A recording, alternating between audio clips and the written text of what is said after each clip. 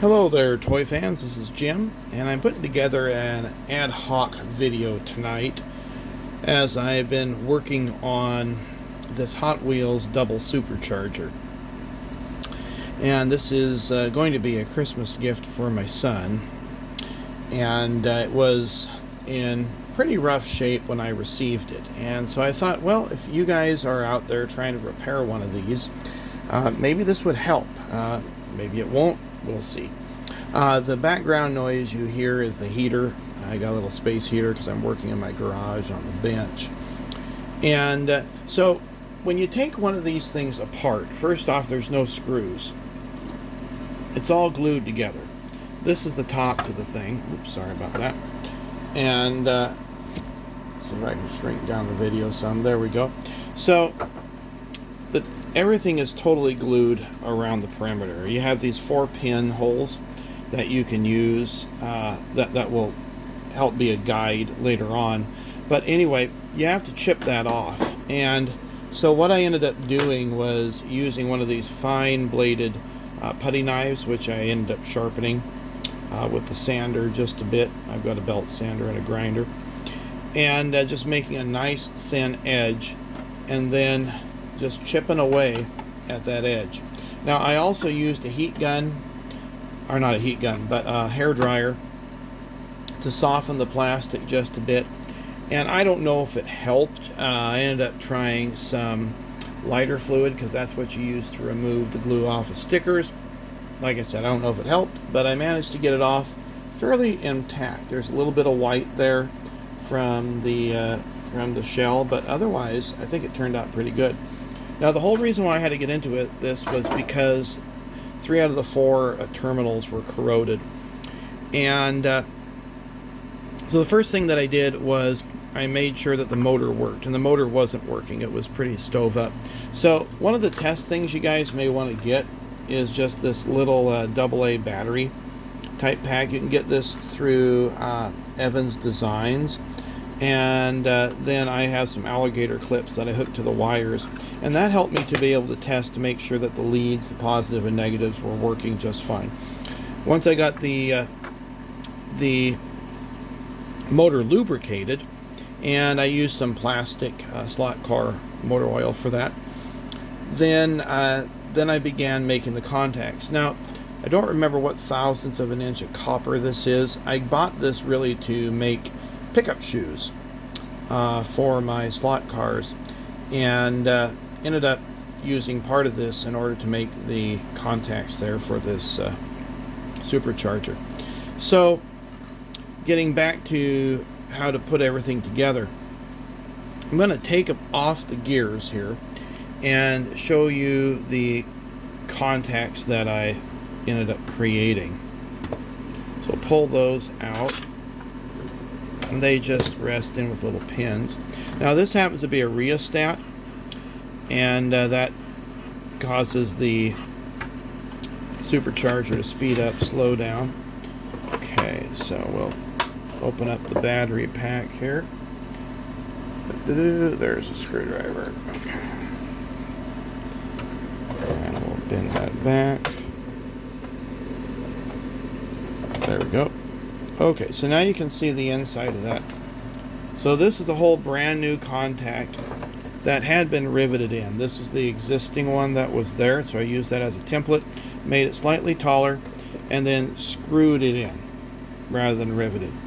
And then this one I ended up recreating out of the copper.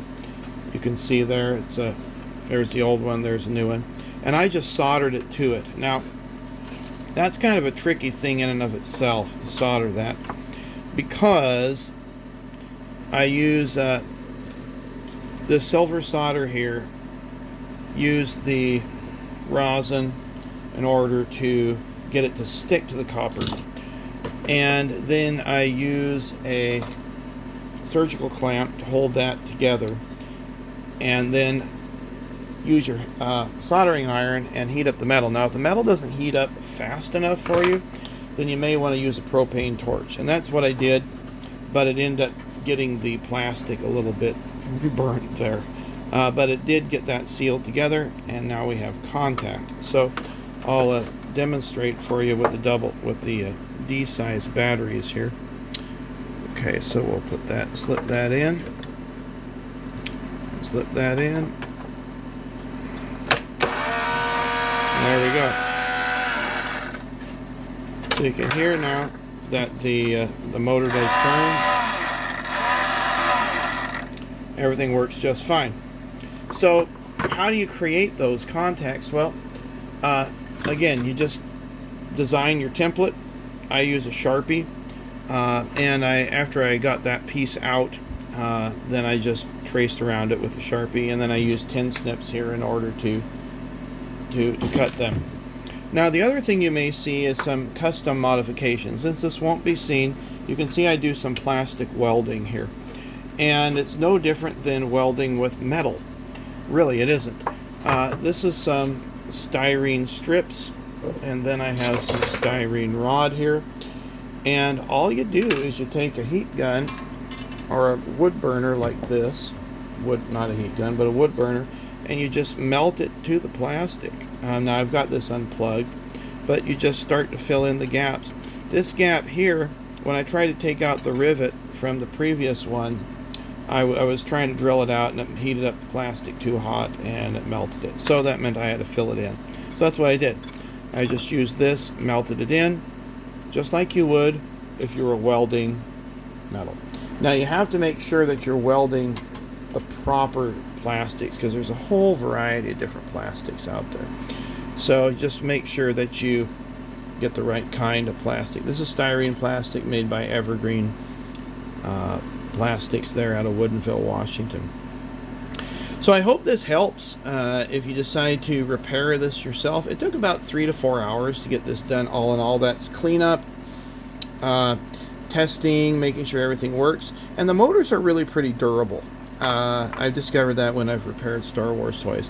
And then it's just a matter of putting these things in, and these gears in the right order, and then assembling it back together. Now if you did things right, these pins should fit just fine.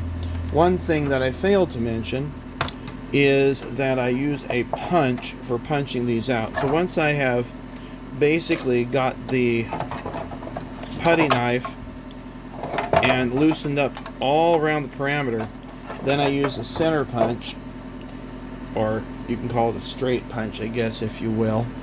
Let me find that here. So here it is, the 1/4 inch punch, and I just punched that out. Just used a brass hammer, punched it out, and it came out pretty easily. Once you get this to break loose, that's going to break loose just fine. Take your time, don't rush it.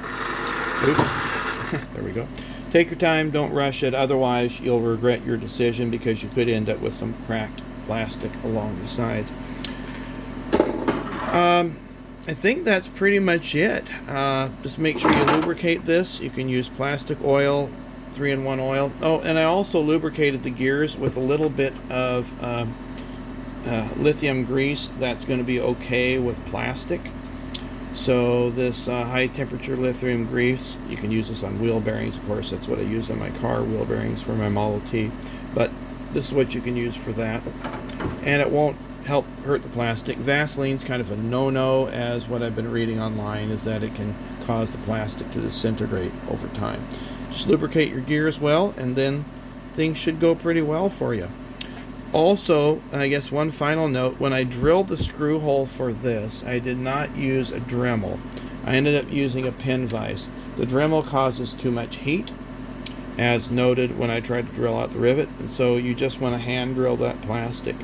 So these are just little tools that you accumulate over time if you do custom work like this. Well, I hope you found it interesting. Hope it helped.